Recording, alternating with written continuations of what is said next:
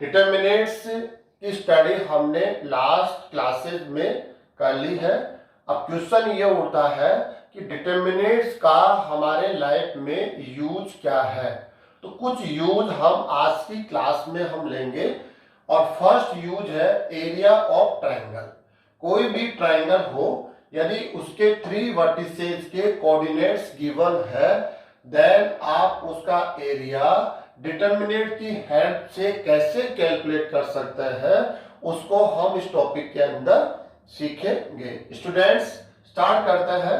आपको एक triangle given है ए बी सी, 3 वर्टिसेस है, उनके कोऑर्डिनेट्स आपको गिवन है। अब हम कह सकते हैं एरिया को भी आपको जानना जरूरी है कि डेफिनेशन ऑफ एरिया। तो ये कवर्ड प्लेन सरफेस है, कवर्ड है ए बी बी सी सी ए, तो कवर्ड प्लेन सरफेस है। हम इसका मेजरमेंट करेंगे। ये सरफेस का मेजरमेंट क्या है? ये मेजरमेंट ही इस कवर्ड सरफेस का एरिया कहलाता है। तो हमें इसका एरिया फाइंड आउट करना है। तो लास्ट क्लासेस से हम लोग जो जानते हैं वहां से फर्स्ट स्टार्ट करेंगे। Students, area of triangle A B C is equal to, last classes में आपने क्या पढ़ा है कि 3 वर्टिसेस पॉइंट के कोऑर्डिनेट गिवन हो, देन हम उस ट्रायंगल एबीसी का एरिया कैसे फाइंड आउट करते हैं। जो 10th क्लास में आपने पढ़ा हुआ है, आपने 11th में भी उसको पढ़ा है, तो उसका यूज कर रहे हैं, राइट कर रहे हैं। x1 y2 minus y3 plus x2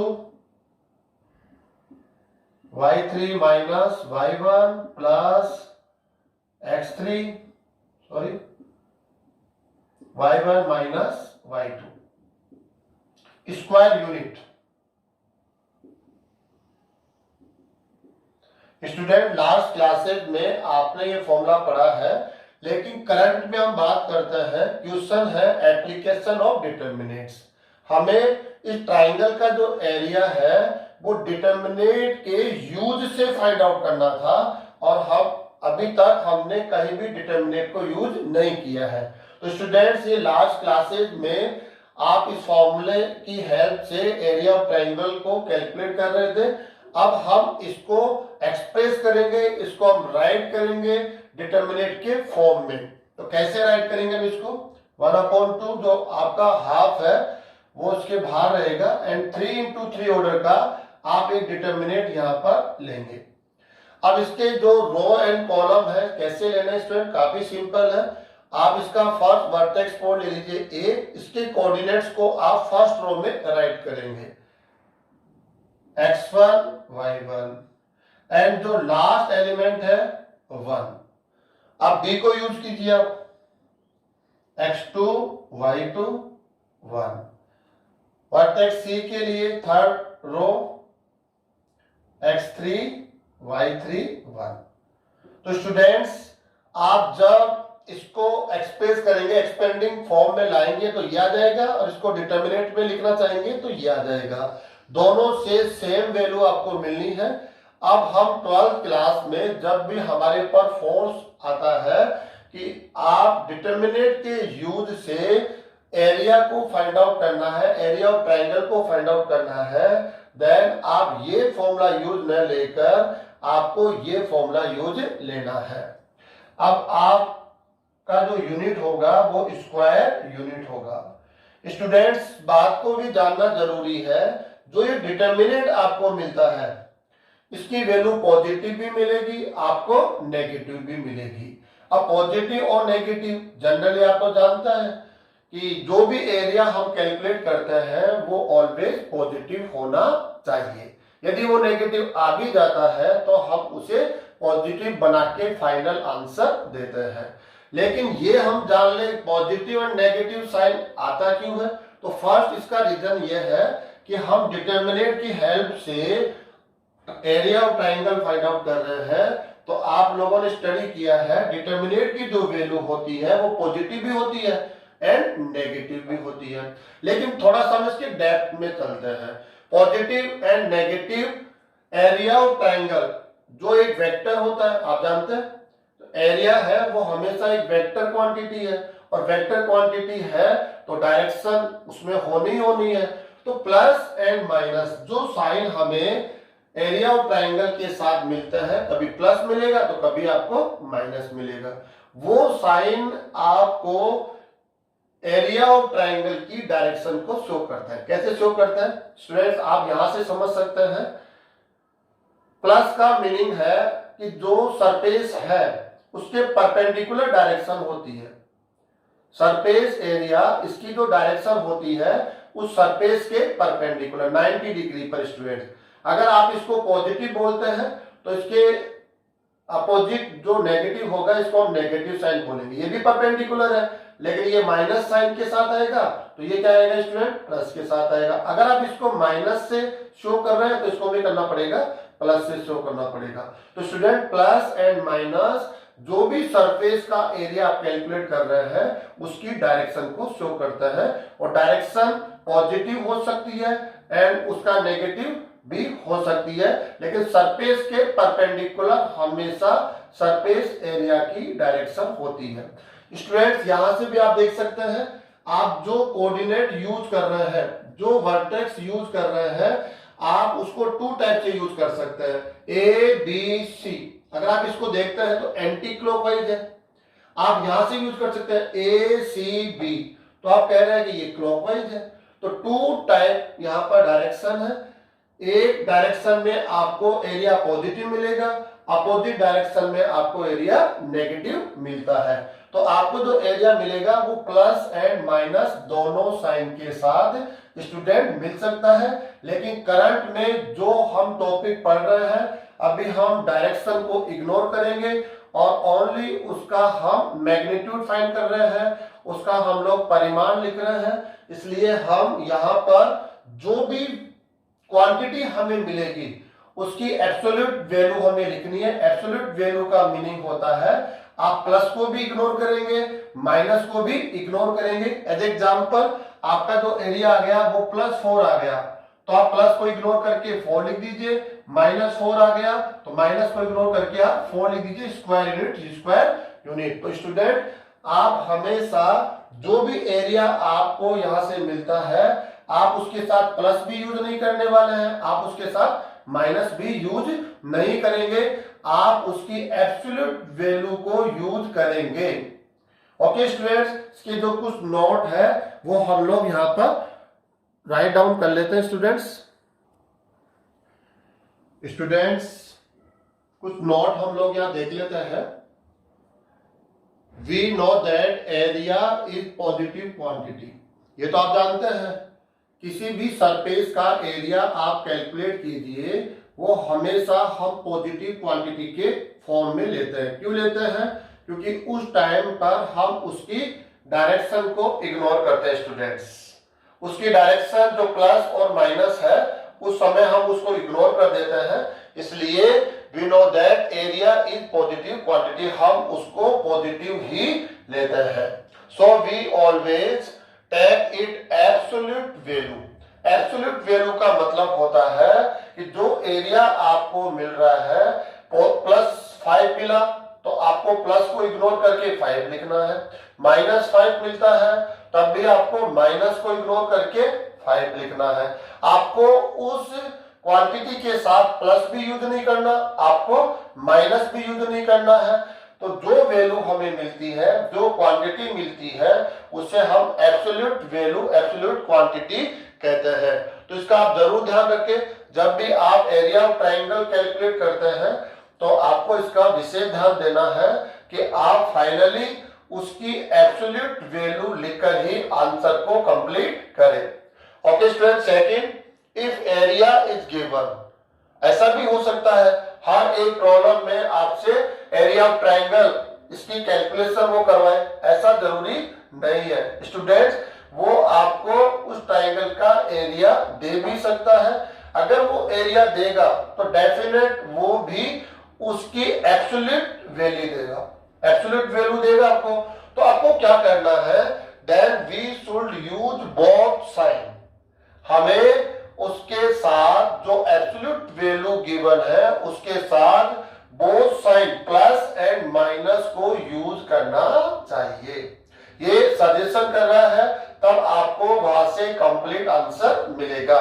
एक नोट है, if area is given then we should use both side positive and negative value of determinants for calculation. जो डिटरमिनेंट्स की कैलकुलेशन आप करेंगे तो वहां पर आपको प्लस भी यूज करना चाहिए और माइनस भी यूज करना चाहिए। क्यों करना चाहिए? क्योंकि जब आप एरिया ऑफ ट्राइंगल कैलकुलेट करेंगे तो ये डिटरमिनेंट से कैलकुलेट करते हैं, तो आप जानते हैं इसकी वैल्यू प्लस भी आएगी और माइनस भी आएगी। वो एक अलग बात है कि फाइनल आंसर हम उसका एब्सोल्यूट वैल्यू के फॉर्म में रखते हैं, लेकिन जब हमें मिलता है रिजल्ट तो प्लस मिल सकता है, माइनस मिल सकता है। ये कैसे मिलता है? अगर प्लस आपको क्लॉकवाइज से मिल रहा है तो माइनस आपको एंटी क्लॉकवाइज ऑर्डर लेने से मिलेगा। तो स्टूडेंट्स नोट का ध्यान रखेंगे। नेक्स्ट नोट आपसे ऐसा भी हो सकता है कि वो एरिया ऑफ ट्राइंगल न पूछकर और कोई एरिया आपसे पूछ सकता है, जैसे क्वाड्रेटर हम लोग ले लेते हैं कोई भी है ऐसा। स्टूडेंट्स अगर आपको इसका एरिया पूछा जाता है, example A B C and D, आपको ये वाला एरिया आपसे वो पूछा जाता है और वो भी यूजिंग ऑफ डिटरमिनेंट्स। आपको डिटरमिनेंट्स का यूज करके इसका एरिया कैलकुलेट करने के लिए कहा जाता है। देन आपको क्या करना चाहिए स्टूडेंट्स, इसका कोई भी एक डायगोनल आप यहां पर ड्रा कर लेंगे। एक डायगोनल ड्रा करने से ये आपका क्वाड्रिलेटरल किसमें कन्वर्ट हो जाएगा? टू ट्रायंगल्स में। टू ट्रायंगल्स में ये कन्वर्ट हो जाएगा। अब आपको इसका एरिया फाइंड आउट करना है तो क्या फॉर्मूला होगा, हम यहां लिखेंगे area of quadrilateral A B C D is equal to, students area of triangle A B C plus area of triangle okay student A C D. काफी सिंपल है। आप इसका एरिया कैलकुलेट कर लीजिए, नेक्स्ट इसका एरिया कैलकुलेट कर लीजिए और दोनों का आप क्या ले लेंगे? सम ले लेंगे, तो आपको area of quadrilateral A B C D की कैलकुलेशन आपको मिलेगी। लेकिन यहां स्टूडेंट थोड़ा सा हम लोग प्रॉब्लम में आ सकते हैं। कैसे? जब हम इस ट्राइंगल का एरिया ले रहे हैं तो हो सकता है आपने इसमें एंटी क्लॉकवाइज डायरेक्शन में वर्टेक्स यूज किए हो और यहां पर आपने क्लॉकवाइज में यूज कर लिए हो, तो इससे क्या होगा स्टूडेंट्स, एंटी क्लॉकवाइज से आपको प्लस साइन मिल रहा है तो यहां से क्या मिलेगा? आपको माइनस साइन मिलेगा, क्योंकि अपोजिट डायरेक्शन दोनों में यूज कर रहे हैं। तो आप तो प्लस लेना चाह रहे हैं लेकिन वो अपने आप में क्या हो रहा है? माइनस हो रहा है। तो हम क्या करें, आप इसकी एब्सोल्यूट वैल्यू लेंगे, इसकी भी आप एब्सोल्यूट वैल्यू लेंगे, उसके बाद आप इनको प्लस करेंगे। आप प्लस भी नहीं लेंगे उनके साथ, माइनस भी लेंगे नहीं लेंगे, तो फिर आप प्लस करेंगे तो करेक्ट आंसर आएगा। इसके लिए हम थोड़ा सा हम यहां पर इसको ठीक कर लेते हैं। आप इस पे मॉडुलस साइन यूज कर दीजिए। मॉडुलस यूज करने से क्या हो जाएगा, अगर हमें ये माइनस साइन के साथ मिलता भी है तो हम मॉडुलस से उसको प्लस करके लिखेंगे और ये भी प्लस ही आएगा फाइनली। तो दोनों का सम लेने पर area of quadrilateral A B C D आपको मिल जाएगा। ऐसे स्टूडेंट नेक्स्ट जो सेफ होती है आप उनमें भी डिटरमिनेंट की हेल्प से उनका एरिया कैलकुलेट कर सकते हैं। स्टूडेंट्स हम एक आध एग्जांपल लेकर हम इस टॉपिक को समझने के लिए आगे बढ़ेंगे। स्टूडेंट्स एक एग्जांपल हमने लिया है, ट्रायंगल एबीसी, इनके वर्टेक्स पॉइंट गिवन है और हमें कैलकुलेशन करनी है area of triangle A B C. आप इसका फॉर्मूला जानते हैं बाय यूजिंग डिटरमिनेंट्स। ये कंडीशन है यहाँ पर x1 y1 1, x2 y2 1, x3 y3 1। आप इसको वैल्यू प्रोवाइड करवा दीजिए स्टूडेंट्स 1/2। तो आप देखेंगे क्या होगा, आप इसको कह दीजिए x1 y1, x2 y2 and x3 y3। और जेड में हम एंटी क्लॉकवाइज डायरेक्शन में इन वर्टिसेस को यूज कर रहे हैं, और क्लॉकवाइज डायरेक्शन में यूज करेंगे तो अपोजिट साइन के साथ आपको ये रिजल्ट मिलेगा स्टूडेंट्स। तो फर्स्ट 1 0, लास्ट 1 आता है स्टूडेंट्स, 6 0 1 4 3 1। काफी सिंपल स्टूडेंट्स, इसकी कैलकुलेशन करेंगे आप 1/2, बाय डिफॉल्ट 1/2 चलेगा ये। तो अब आपको करना क्या है स्टूडेंट्स, 3x3 ऑर्डर का ये डिटर्मिनेंट है, आपको इसका कैलकुलेशन करना है कि एक नंबर आपको मिलेगा, वो नंबर क्या है। तो इसके लिए आप किसी भी एक रो एंड कॉलम का यूज कर सकते हैं। आपको उसमें एक सजेशन जो मिला था पहले लास्ट क्लासेज में आपने सजेशन लिया होगा। सजेशन क्या है कि आपको उस रो एंड कॉलम का यूज करना चाहिए जिसमें मैक्सिमम एलिमेंट्स 0 हो। इससे कैलकुलेशन कुछ सिंपल हो जाती है। तो हम कहते हैं हम इसका यूज कर लेते हैं, कॉलम सेकिंग का। कॉलम सेकिंग का यूज करेंगे तो आप देखेंगे इसका साइन क्या आता है, माइनस 0, इसका साइन क्या होगा +0, एंड लास्ट इसका साइन क्या होगा स्टूडेंट्स, -3। अब आपको 2x2 ऑर्डर का डिटरमिनेंट मिलेगा स्टूडेंट। इस एलिमेंट की third row and second column को आपको डिलीट करना है, तो आपको 1 1 6 1। ओके स्टूडेंट्स, 1/2, तो आपको 0 0, ये -3 6 सॉरी 1 -6,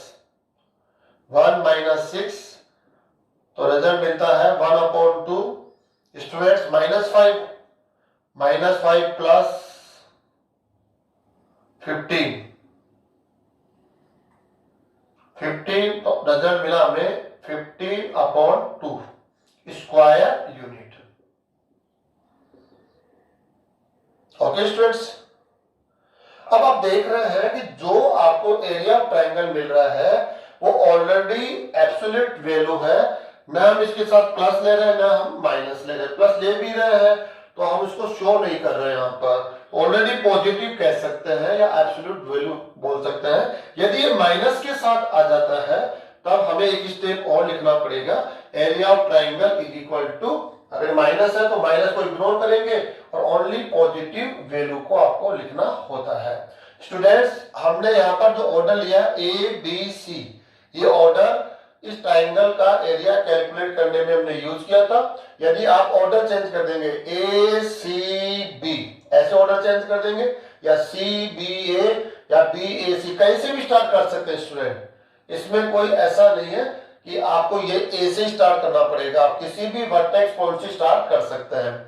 तो हमने अगर ये डायरेक्शन ले ली है जो पहले से क्या है जस्ट अपोजिट है, तो आपको डेफिनेट यहाँ पर माइनस साइन मिलेगा, और जब भी एरिया माइनस साइन के साथ आ जाता है तो आपको उस माइनस को इग्नोर करना होता है, उसकी एब्सोल्यूट वैल्यू लिखनी पड़ती है, और फाइनली वो आपका आंसर बनता है। नेक्स्ट जो एग्जांपल स्टूडेंट्स क्या बनेगा, यहां इसी से हम लोग एक नेक्स्ट एग्जांपल ले लेते हैं। अच्छा एग्जांपल है ए, यहां पर जो ये 1 आपको दिख रहा है इसको मैं x ले लेता हूं, अननोन है B 6 0 एंड C 4 3। स्टूडेंट्स, जो इसका एरिया है वो गिवन है,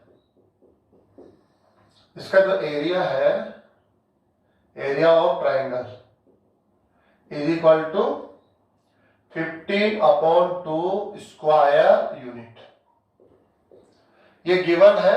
और आपको क्या करना है, यहां पर आपको x की वैल्यू फाइंड करनी है। जो कोऑर्डिनेट वर्टेक्स A का x कोऑर्डिनेट है वो अननोन है, उसकी वैल्यू फाइंड आउट करनी है। तो हम लोग यहां से स्टार्ट करेंगे। आंसर काफी अच्छा आंसर है, area of triangle ABC is equal to 15/2, यहां से स्टार्ट करेंगे स्टूडेंट्स।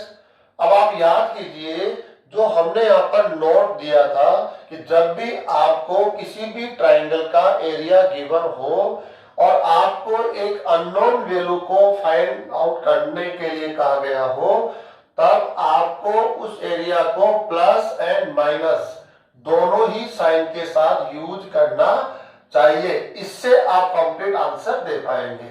अदरवाइज आपने प्लस साइन तो यूज कर लिया, माइनस साइन यूज नहीं किया, इससे क्या होगा, आप उस क्वेश्चन का हाफ आंसर दे रहे हैं, हाफ आंसर आप नहीं दे रहे हैं। तो इसके लिए कंपल्सरी कंडीशन है कि जब भी एरिया गिवन हो तब आप उस एरिया के साथ प्लस एंड माइनस दोनों साइन को यूज जरूर करें। अब इसका आप लेफ्ट साइड में फॉर्मूला अप्लाई कर दीजिए, 1/2 x1 y1 1 x2 y2 1 x3 y3 1 is equal to plus minus 15/2। Students अब आप इसको अब 2 से 2 कैंसिल भी कर सकते हैं स्टूडेंट्स, यहां से सिंपल है, बोथ साइड 2 से मल्टीप्लाई कर देंगे तो सिंपल हो जाएगा। अब आप इनको कोऑर्डिनेट्स जो है वो यहां से हम लोग रखेंगे। फर्स्ट x0 1 ए पॉइंट हो गया, बी से ये वाले 6 0 1 c 4 3 1 is equal to plus minus 15/2 sorry 2 cancel already हम कर चुके हैं। नेक्स्ट स्टूडेंट लेफ्ट साइड में जो डिटर्मिनेंट है हम C2 की हेल्प से इसको एक्सपेंडिंग कर रहे हैं C2। तो फर्स्ट हो जाएगा 0 सेकेंड सॉरी -0 +0 एंड -3 स्टूडेंट्स। इसके साथ जो डिटर्मिनेंट होगा थर्ड रो सेकेंड कॉलम को डिलीट कर देंगे आप, x1 6 1 is equal to plus minus 15। Students calculate करेंगे इसको, -3 x -6 is equal to plus minus 15। और थोड़ा सा सिंप्लीफाई कीजिए आप इसको, -3x plus 18 is equal to plus minus 15 students. Next -3x is equal to इस टर्म को राइट साइड में लेकर जाएंगे हम लोग, plus minus 15 minus 18। Okay students, minus से मल्टीप्लाई कर दीजिए आप, देन क्या हो जाएगा ये 3x is equal to minus plus 15 plus 18। ये स्टूडेंट्स हो रहा है। फर्स्ट यहां से क्या करना हम लोगों को, फर्स्ट माइनस साइन आप ले लीजिए, माइनस साइन को जब आप यूज करेंगे then 3x is equal to -15 plus 18। Next 3x is equal to 3 student, x is equal to 1। First answer आपको मिल गया, जो आप देख सकते हैं सेम हमने इसी क्वेश्चन से ये क्वेश्चन बनाया था। यहाँ x हमने वहां पुट किया है, अननोन बना लिया, या नोन था, या x इक्वल टू 1। तो ये फर्स्ट आंसर आपको मिल गया है। नेक्स्ट स्टूडेंट आप प्लस साइन यूज लेंगे यहाँ पर, take plus, then 3x is equal to plus 15 plus 18 is equal to 3x is equal to student 33, then x is equal to 11, x equal to 11। Finally आपको जो answer मिल रहा है 1 and 11 double answer है। और ये डबल आंसर आपको क्यों मिल रहा है, इसका इसके पीछे का रीजन है, जो एरिया गिवन है 15/2।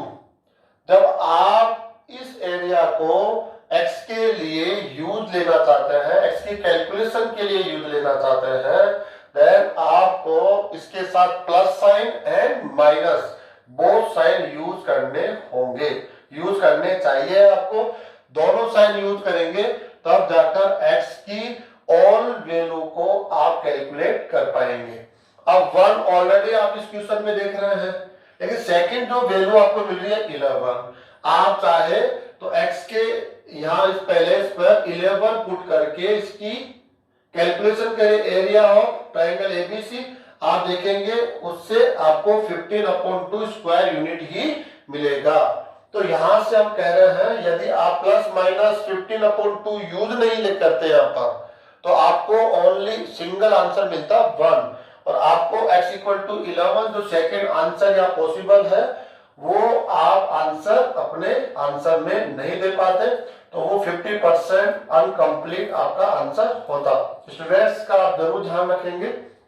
नेक्स्ट इसी का हम टॉपिक ले रहे हैं, collinearity of 3 points using of determinates. Determinates को यूज करके आपको इसकी कंडीशन को यहां पर राइट करना है, उसका यूज लेना है। क्वेश्चन क्या है, आपको 3 पॉइंट्स गिवन है। 3 पॉइंट्स की कंडीशंस क्या है कि आप ऑल पॉइंट्स कॉलिनियर पॉइंट्स हैं। कॉलिनियर पॉइंट्स का मीनिंग स्टूडेंट्स आप जानते हैं, एक ही लाइन पर है, ऐसे पॉइंट्स को हम लोग कॉलिनियर पॉइंट्स कहते हैं। अब डायग्राम के थ्रू देखिए, आप गिवन 3 पॉइंट्स है, आप 3 पॉइंट्स एक ही लाइन पर स्थित है, इसीलिए आप कौन से पॉइंट कहलाएंगे, कॉलिनियर पॉइंट्स कहलाएंगे। तो ये कॉलिनियरिटी हमें देना है कि इसका हमें जो रिजल्ट मिलेगा कॉलिनियर पॉइंट्स के लिए वो क्या होगा। तो हम क्या कह सकते हैं स्टूडेंट्स, ए बी सी आप क्या है, कॉलिनियर पॉइंट्स है, और कॉलिनियर पॉइंट्स को अगर हम एक दूसरे के साथ ज्वाइन करते हैं तो ज्वाइन करने से हमें लाइन मिलेगी, लाइन है एबीसी। यहां से हमें ट्राइंगल नहीं मिलेगा। यदि हम ट्राइंगल एबीसी लिखना चाहें तो हम कहेंगे ट्राइंगल एबीसी, आपका जो एरिया होगा वो क्या होगा, 0 होगा। तो हम कह रहे हैं यहां पर point A x1 y1, b x2 y2 and c x3 y3 are collinear points।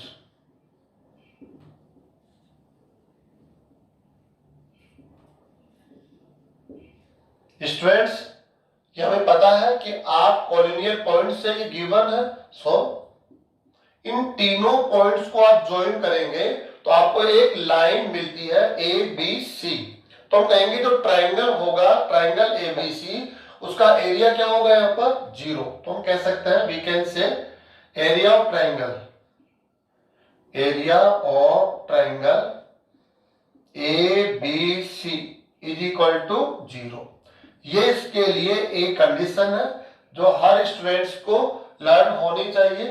तो सिंपल सा है, अगर आप तीनों पॉइंट एक लाइन पर है और तीनों पॉइंट्स को हम ज्वाइन करेंगे तो आपको ट्राइंगल एबीसी नहीं मिलेगा, एक लाइन एबीसी मिलेगी, और आप कहेंगे एरिया ऑफ ट्राइंगल एबीसी क्या होगा, 0 होगा। तो जो कॉलिनियरिटी ऑफ 3 पॉइंट्स है उसकी जो कंडीशन है वो है area of triangle ABC equal to 0।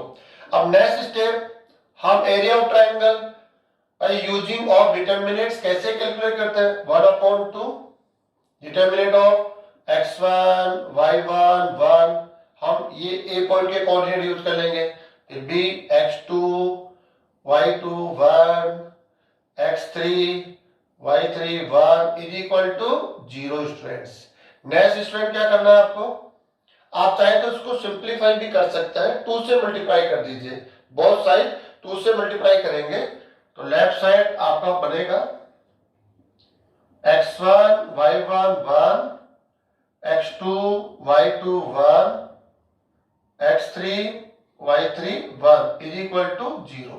तो स्टूडेंट्स ये जो आप एक रिलेशन देख रहे हैं, एक डिटर्मिनेट की वैल्यू 0 है और जो x1 y1 x2 y2 x3 y3 given 3 points के कोऑर्डिनेट्स है, ये कॉलिनियरिटी ऑफ गिवन 3 पॉइंट्स का एक रिलेशन है, एक कंडीशन है। आप इसके जगह आप इसको लर्न कर लेंगे, ज्यादा बेस्ट होगा।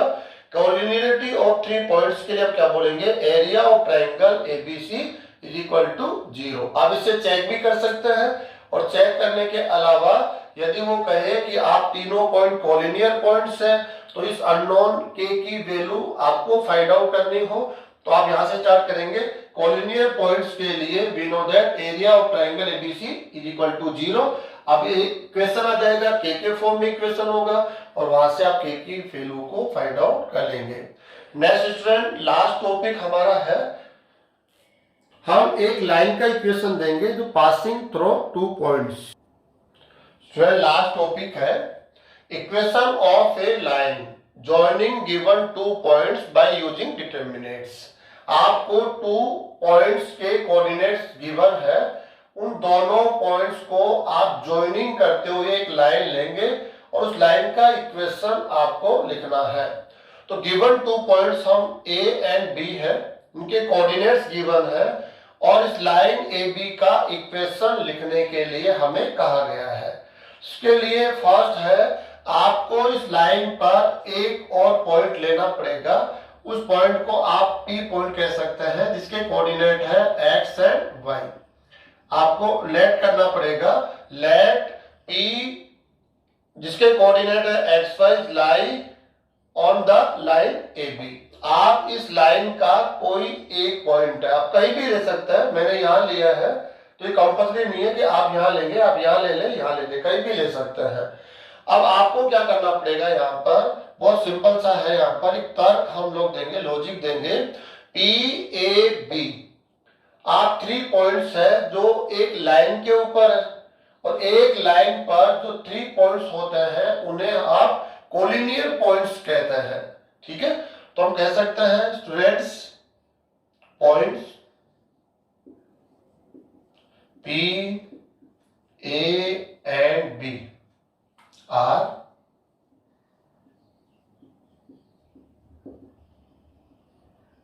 collinear points। यहां इस वर्ड आ सकते हैं P A and B are collinear points। So area of triangle PAB is equal to 0। ये कंडीशन जस्ट आपने अभी पढ़ी है।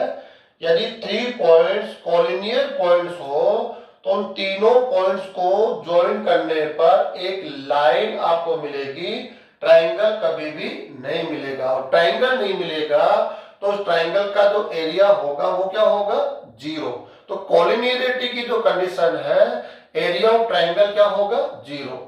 तो हम कह रहे हैं यहाँ पर we can say PAB are collinear points, then we can say area of triangle PAB is equal to 0। तो आप area of triangle by using determinants आप कैसे करते हैं, काफी सिंपल हो गया आप लोगों के लिए। ओके स्टूडेंट्स, फर्स्ट रो में आप P यूज कर सकते हैं, A भी यूज कर सकते हैं, B भी यूज कर सकते हैं, किसी को भी यूज कर सकते हैं।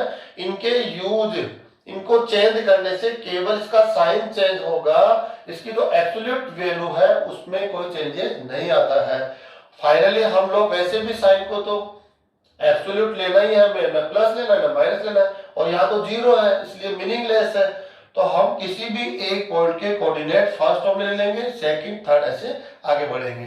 तो क्यों नहीं P, यहां से स्टार्ट हम कर लेंगे। तो आपके कोऑर्डिनेट हो जाएंगे x y 1, A के coordinate x1 y1 1, x2 y2 1। तो स्टूडेंट्स जब आप इसको सिंप्लीफाई करेंगे तो फर्स्ट तो आप इसको 2 से मल्टीप्लाई कर दीजिए। 2 से मल्टीप्लाई करने के बाद आप देखेंगे x y 1 next x1 y1 1 x2 y2 1 is equal to 0। अब आप क्या करेंगे, इसका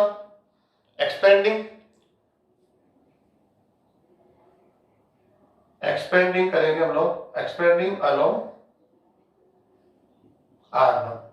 R1 के अलोंग आप इसका एक्सपेंडिंग लेंगे। तो फर्स्ट लीजिए आप प्लस x,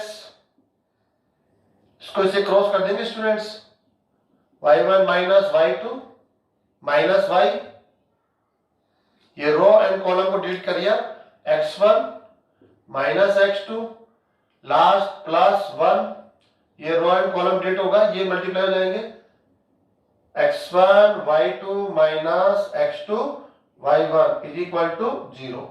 तो स्टूडेंट्स जो आपको इक्वेशन मिला है वो क्या मिला है, y1 minus y2 x minus x1 minus x2 y plus x1 y2 minus x2 y1 is equal to 0। तो ये एक लाइन का इक्वेशन है जो line given A and B को ज्वाइन करने पर आपको मिलती है, इन दोनों से जो लाइन पास होती है उस लाइन का इक्वेशन हमने डिटर्मिनेंट की हेल्प से लिखा है। ऑलरेडी आपने 11th क्लास में इस फॉर्मूले को ऐसे भी पढ़ा है, y minus y1 is equal to y2 minus y1 upon x2 minus x1, x minus x1। वहां पर हमने क्या देखा था, एक पॉइंट से पासिंग ये लाइन है जिसका स्लोप हम m is equal to y2 minus y1 upon x2 minus x1 से कैलकुलेट कर रहे थे। अगर हम थोड़ा सा इसको लेकर आगे बढ़ेंगे तो आपको नेक्स्ट फॉर्म यही मिलेगी। प्रेजेंट में हमें यहां से आंसर नहीं देना है, क्यों? क्योंकि हमारे पास फोर्स है कि आपको डिटर्मिनेंट का यूज करके इस लाइन का इक्वेशन देना है। तो स्टूडेंट्स, हम जो पढ़ रहे हैं टॉपिक है एप्लीकेशंस ऑफ डिटर्मिनेंट्स। जो एप्लीकेशन हमने पढ़ी है, इनके अलावा भी बहुत एप्लीकेशन हम लोग डिटर्मिनेंट्स के लिए यहाँ पर पढ़ते हैं, और आप क्लास टू क्लास देखेंगे कि हम डिटर्मिनेंट को यूज करके हमारे लाइफ में काफी बेनिफिट लेते हैं। तो आज की इस क्लास को स्टूडेंट्स हम कंप्लीट करते हैं। Thank you.